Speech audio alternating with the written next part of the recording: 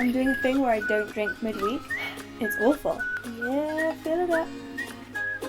Today I'm going to tell you about 11 of the books that are coming out over the next year that I am so excited to read. I have the bookseller permanently bookmarked, so I'm always keeping up with exactly what's coming out and making lists on my phone of the books that I'm going to buy in a year. I'm such a nerd. But here are 11 of the most exciting that I think everyone's going to enjoy. The first book on my list is actually coming out any day now. This one is called Living with a Dead Language by Anne Patty. This one comes out on the 23rd of June and it's about a woman who quit her job to go and study Latin. Now, I did Latin at school and I'm not gonna lie, I didn't really like it. But to this day I find myself looking at words and being like, oh, that comes from the Latin. So while I definitely don't want to quit my job and learn Latin ever again because it was awful, I'm kind of fascinated by the idea that somebody did, and I'm really excited to read this book. Now, book number 2 on my list, I'm sure lots of people already have on their list because it is Control-Alt-Delete by Emma Gannon. Now, this one is coming out in July. Emma Gannon is one of my favourite bloggers ever. I have this thing where if ever I'm not sure how I feel about something, I go and see if she's written an article about it. So the fact that she has written a whole book about growing up online, which is something that so many of us did and can relate to, I feel like it's just going to sort out my whole childhood, better than therapy.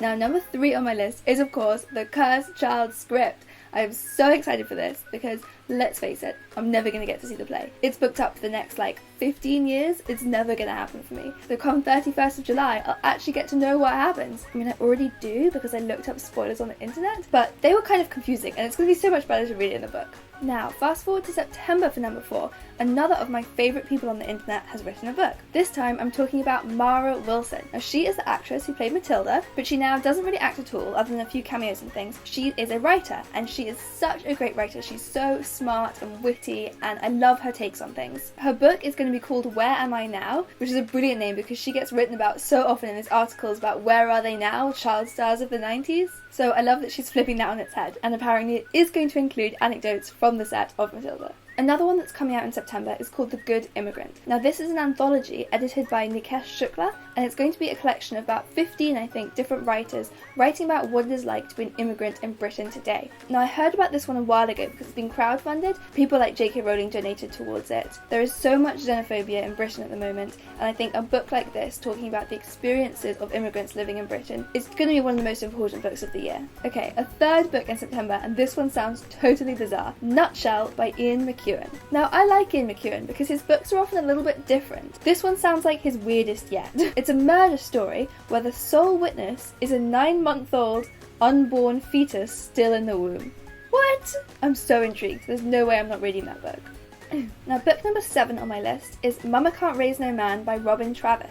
This is Robyn Travis's first work of fiction, but he has written before and he regularly speaks about his experience of gang violence growing up in the streets of London. And this book, which is coming out in October, is going to explore black masculinity in our society through a series of letters written between the characters. And that's a topic that I haven't really read much about before. Okay, now on to next year. In January of next year, a novel is coming out called Homegoing by Yaa Gyasi. I hope I've said that right. It's about 2 half-sisters in 18th century Ghana, one of whom is sold into slavery and the other of whom marries a slave trader, and it's about going down the generations, the effects of their different lives, and I think that just sounds brilliant. My 9th book is Hunger by Roxane Gay. Now, that one's actually just come out in the States, but we have to wait all the way till March, which is so annoying. But it's a collection of personal essays by Roxane Gay about her relationship with food and her relationship with her body, and about the way that in our society your body seems to influence your value and your right to be loved and how unfair that is. And it's not a book about weight loss, it's a book about taking control of the narrative, which is something that our society does not let you do very often if you're fat.